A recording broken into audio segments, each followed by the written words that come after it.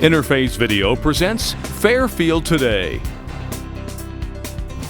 Brought to you by Fairfield Federal Savings and Loan, Fairfield Medical Center, Fairhope Hospice and Palliative Care, the Fairfield County Board of Developmental Disabilities, and the Frankie Smith Funeral Home.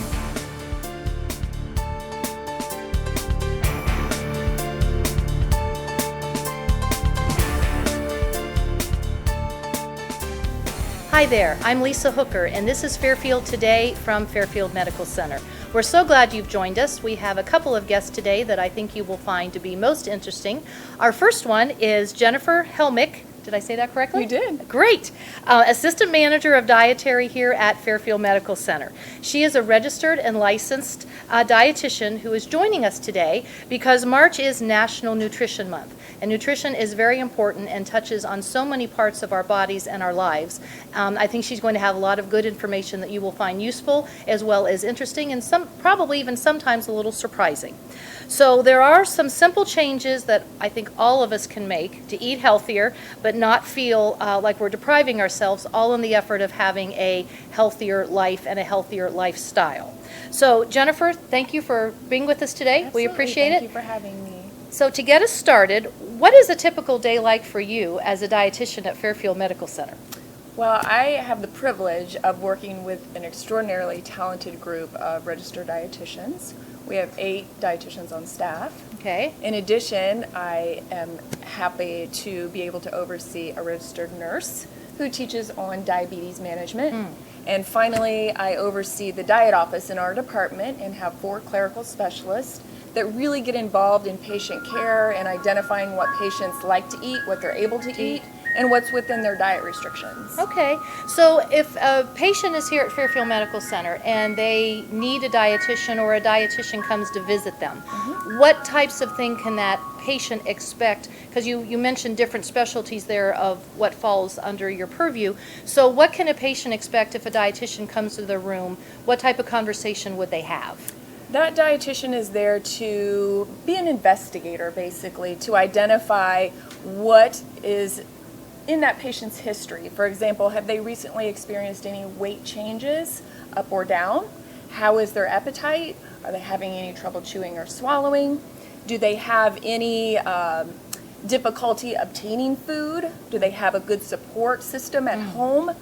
How much are they taking in? Are they getting enough nutrients? Okay. We also do a hands-on physical assessment these days, which is somewhat new to dietetics, and we evaluate whether patients have experienced any muscle loss, fat loss, and really do a more thorough investigation of that patient, both hands-on as well as verbal interaction. And then from there we implement some interventions to assist those patients. Well, that's more than I would have thought, and I've had family members in the medical center, so I had some idea, but at that point they weren't doing all those things or needed all those things you discussed. Right. Now, I understand you were a gymnast, so how did being a gymnast lead you to become a dietitian and then a dietitian in a hospital of all places? Well, I started competitive gymnastics around the age of 6. And as I continued to grow up, I was identifying the way food or the fuel was making me feel in my workouts and my competitions. So I really started to develop a passion around nutrition and how it was impacting my body and my performance. So at that point, once I completed high school, knew right away going into college that I wanted to be a registered dietitian. It all came together. That is pretty amazing that something that interested you so young actually came to pass in your adult life. We don't always fulfill those young adult aspirations for our career, but good for you for doing that. I have learned at my fitness center that nutrition is very important for, you mentioned exercise and workouts and how it impacts your body, but also important to weight loss. Almost to where, exercise matters, but what you eat sometimes can matter even more. And why is that? Is it because it's our fuel, or maybe we're not using the right fuel? It's a little bit of both. And to understand that certainly nutrition and exercise have to go hand in hand for success, but the nutrients that you're putting in your body can make you feel great, or they can make you feel equally as poor So the carbohydrate foods that we choose on a regular basis, Which make us feel so comforted. they do, and they give us the energy that we need. But sometimes the problem with many clients is that the portion of the foods that they're consuming is excessive for what they're actually burning off. Therefore, that weight management piece sometimes becomes rather challenging for people, even though sometimes they may be choosing the right foods. Perhaps the quantity is not in balance for what they're using in energy and expending in exercise. Well, as the weather is starting to turn, even though we've had such an up and down winter, people will be getting out and doing more and more things. So March is probably a good month for it to be National Nutrition Month. It is sponsored by the Academy of Nutrition and Dietetics. Does it have a theme? Does it focus on something specific for 2017 to help focus all of us non-dietitians, all of our attention to one particular aspect of nutrition?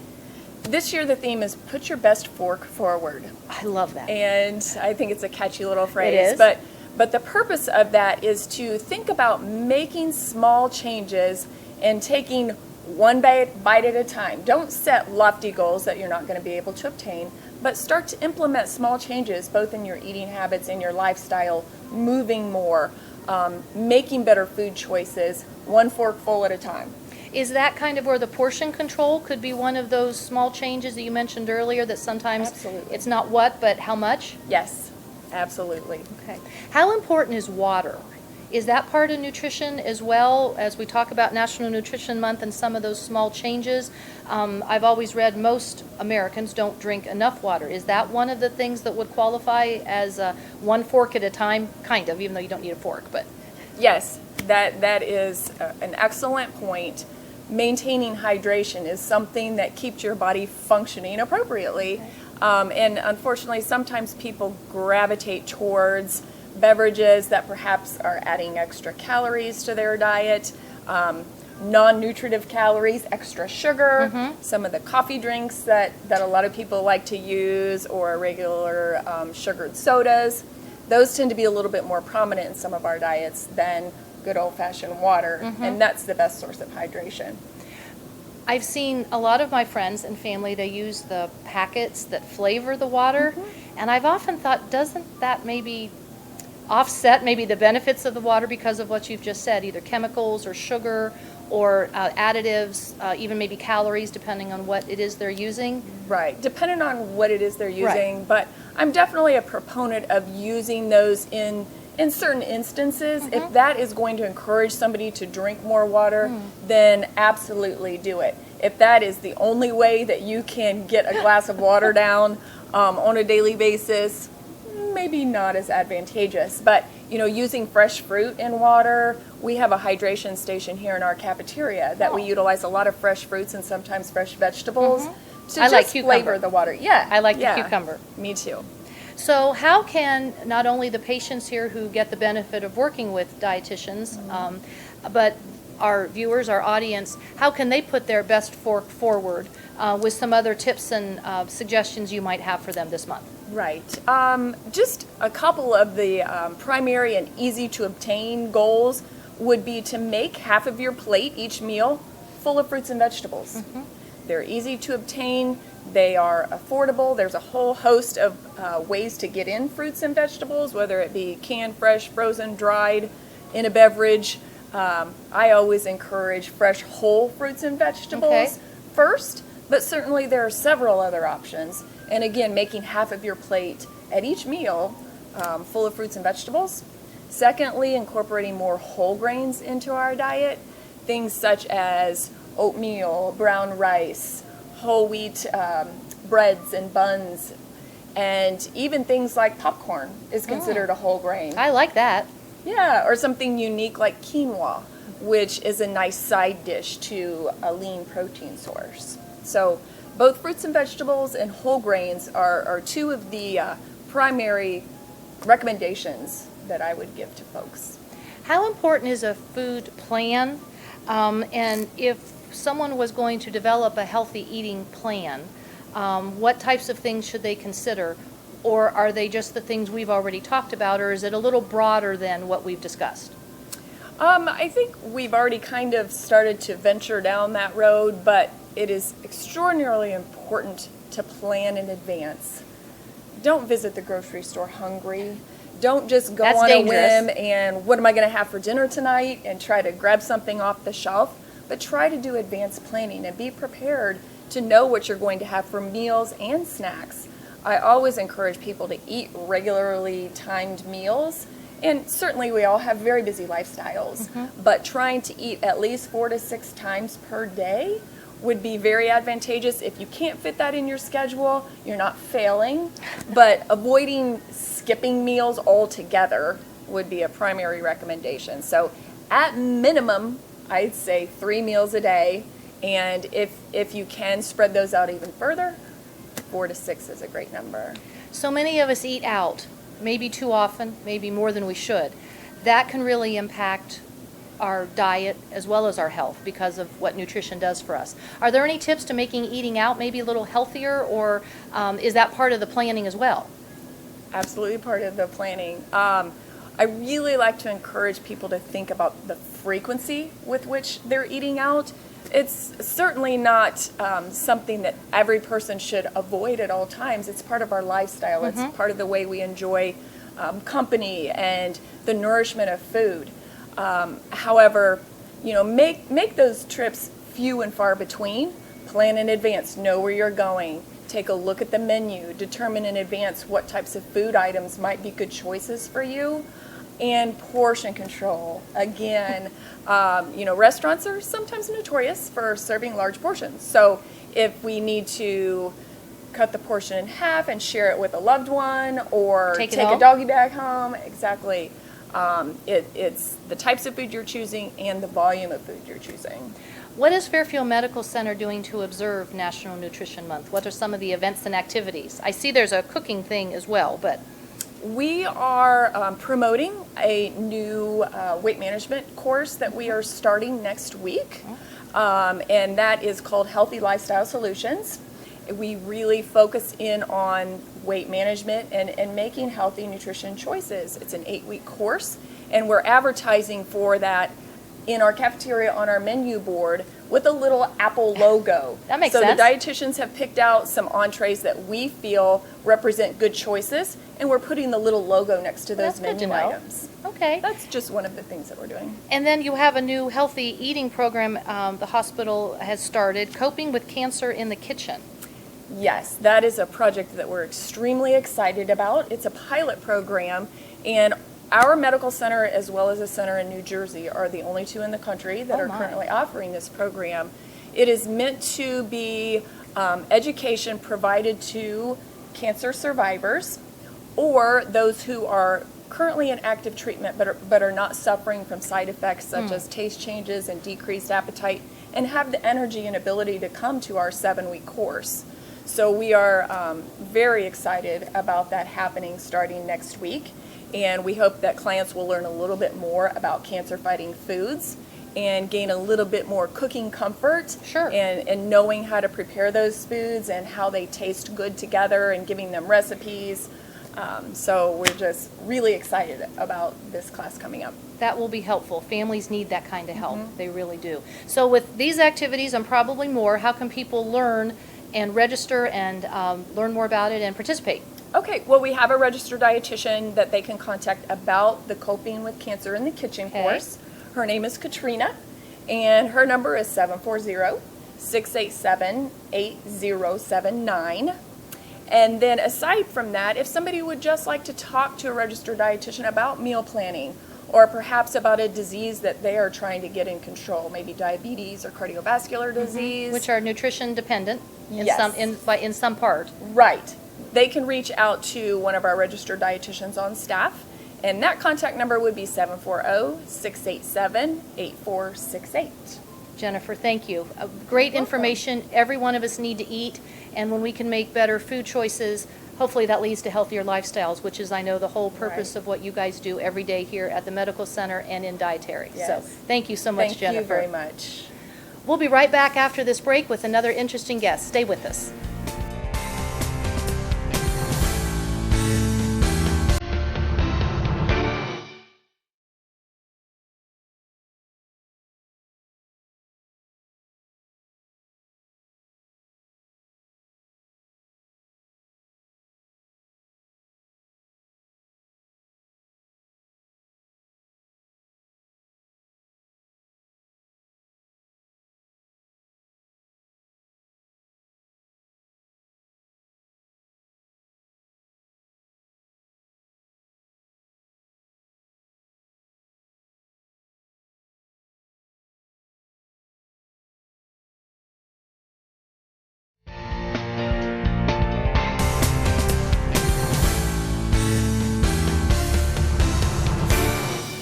Welcome back to Fairfield Today at Fairfield Medical Center. I'm Lisa Hooker. In addition to March being National Nutrition Month, it is also Colorectal Cancer Awareness Month. Colon cancer is the second leading cause of cancer-related deaths in the United States. But if it's caught early, your chance of survival increases significantly, which is often the case with other cancers.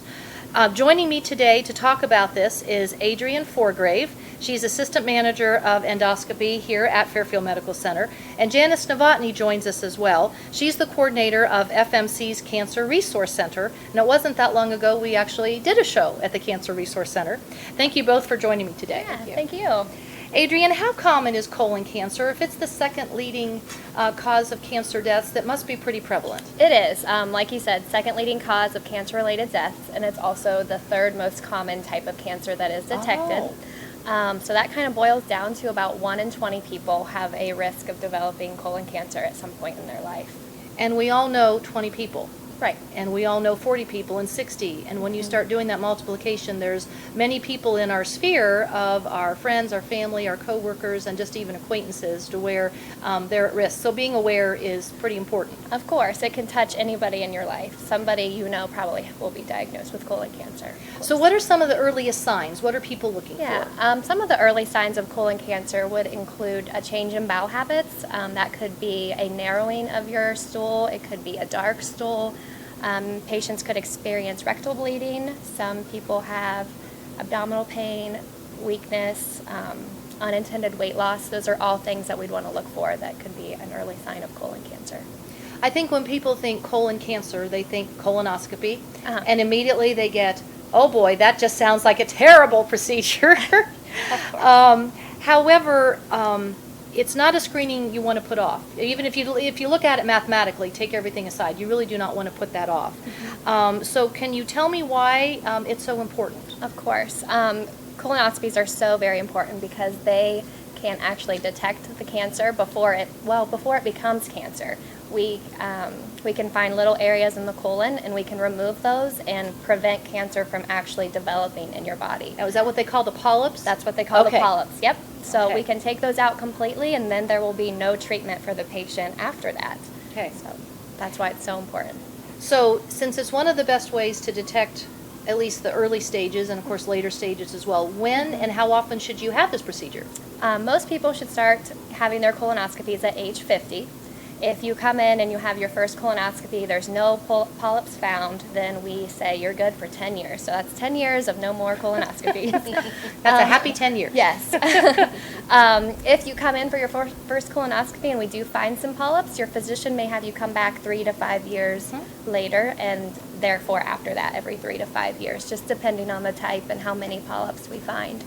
Now, if you do have a family history of colon cancer, you want to talk to your doctor because they could have you start colonoscopy sooner, maybe age 40. It just kind of depends on when that family history of colon cancer started.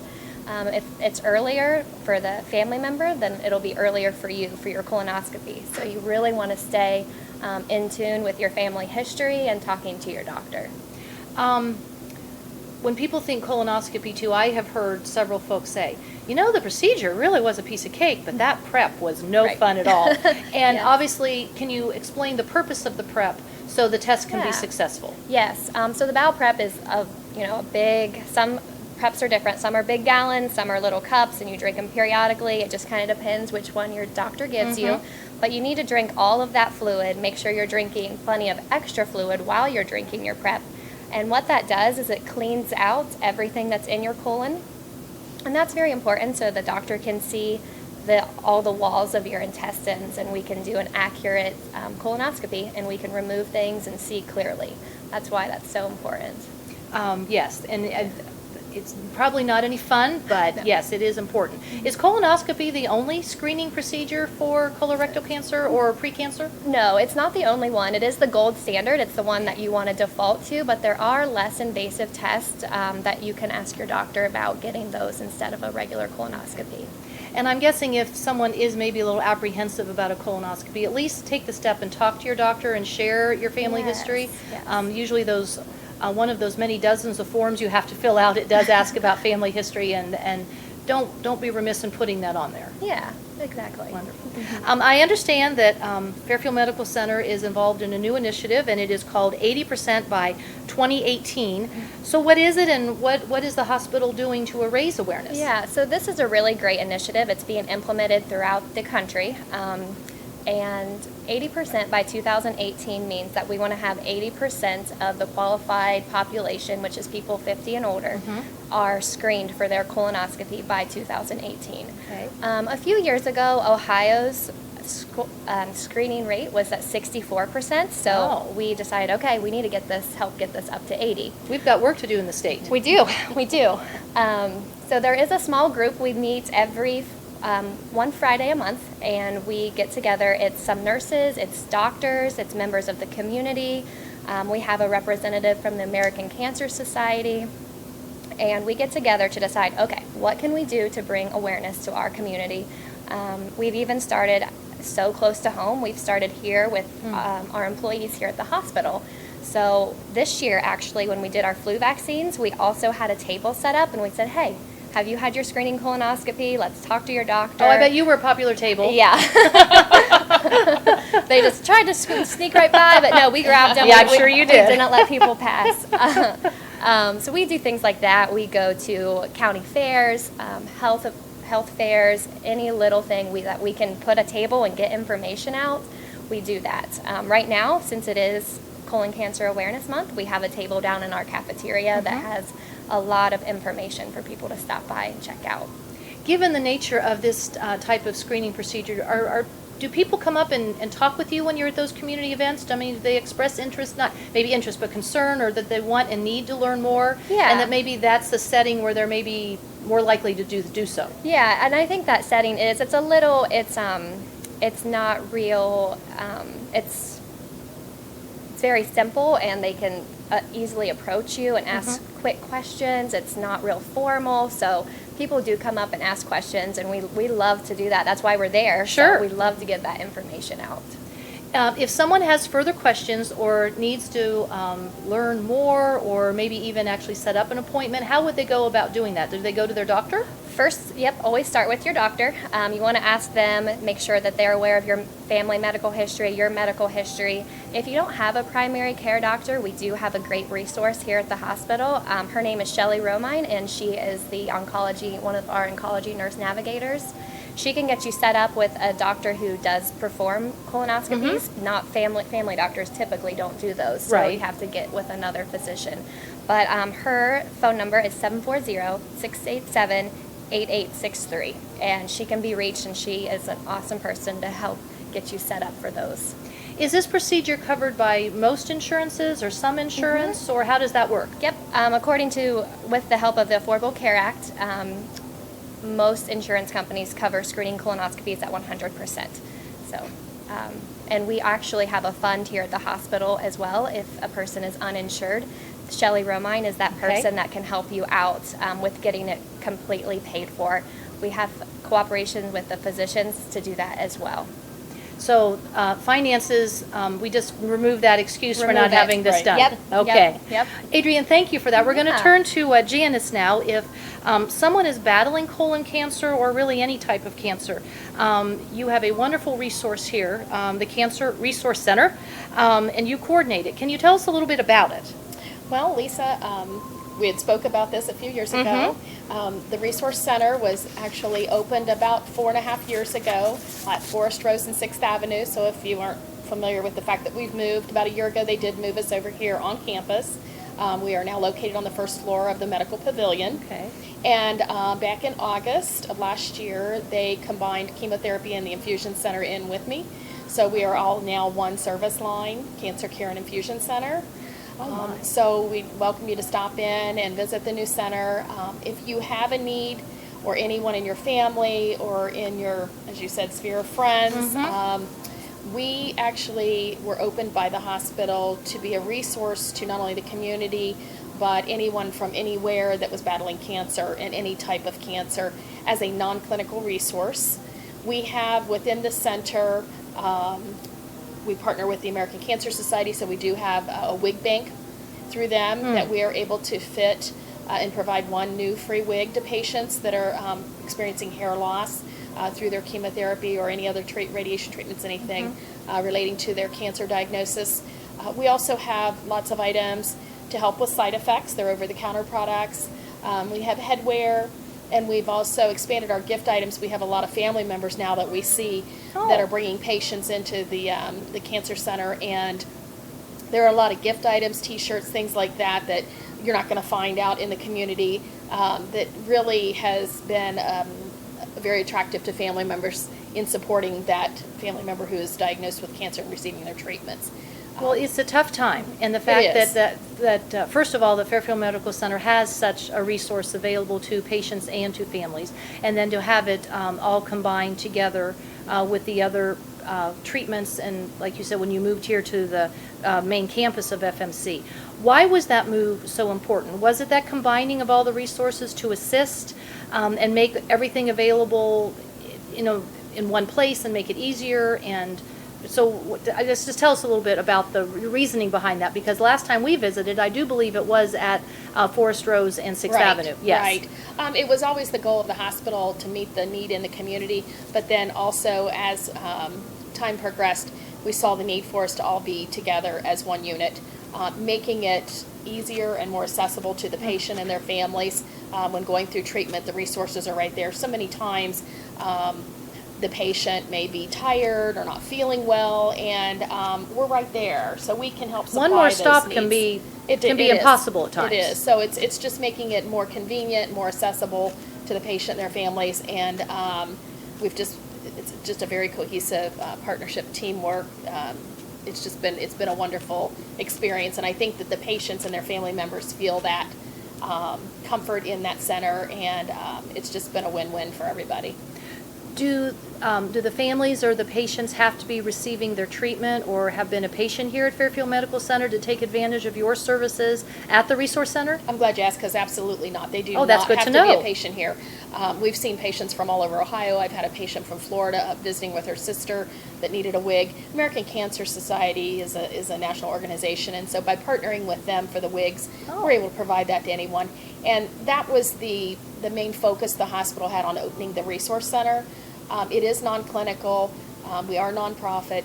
We are doing this for the patients, not just our patients, but for any cancer patient, and trying to provide them with all the resources that they need, non-clinical resources. And we have been unable to find anyone in Ohio that can match what we are able to provide we have yoga classes. We just started chair yoga classes, exercise classes, all those things that go along with the nutrition, the cooking in the kitchen. And we've partnered with Cancer Support Community out of Columbus. So we have a social worker on site now every Tuesday.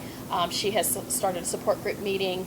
We have additional support group meetings, gynecological, ostomy. So any of those type of things that anybody would have a question about, certainly call us, but everyone is welcome as long as they're either a cancer patient currently or a survivor. All the classes are free. They do not have to pre-register, other than the coping in the kitchen for cancer patients. But all of our yoga classes and everything, if they want more information on that, certainly contact us. How about the hours and the time? And absolutely. The campus at Fairfield Medical Center here at Ewing Street has changed so much. Where are you on the first floor? I heard you say first floor, but where can folks find you? Actually, we are the entire first floor now. And many patients or many people in our community may remember it as being the outpatient surgical center in the pavilion. So when they walk right in the front doors of the pavilion, look to the left, and that sliding door welcomes you right now into our Cancer Care and Infusion Center. Great. And the Resource Center, we're all in there, part of that. It's 135 North Ewing Street. And if they have any questions, we're there 8 a.m. to 4 p.m. Monday through Friday. They're welcome to call us. The number there is 740-689-4941 or 740-687-6900 if they have any questions about the actual chemotherapy or infusion department. So, Janice, thank you. Thank you, Lisa. Important information.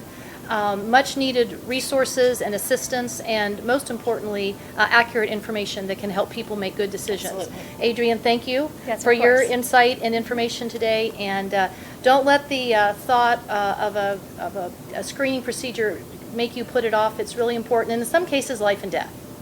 So thank you for joining us today as we have observed National Nutrition Month and National Colon Cancer Awareness Month.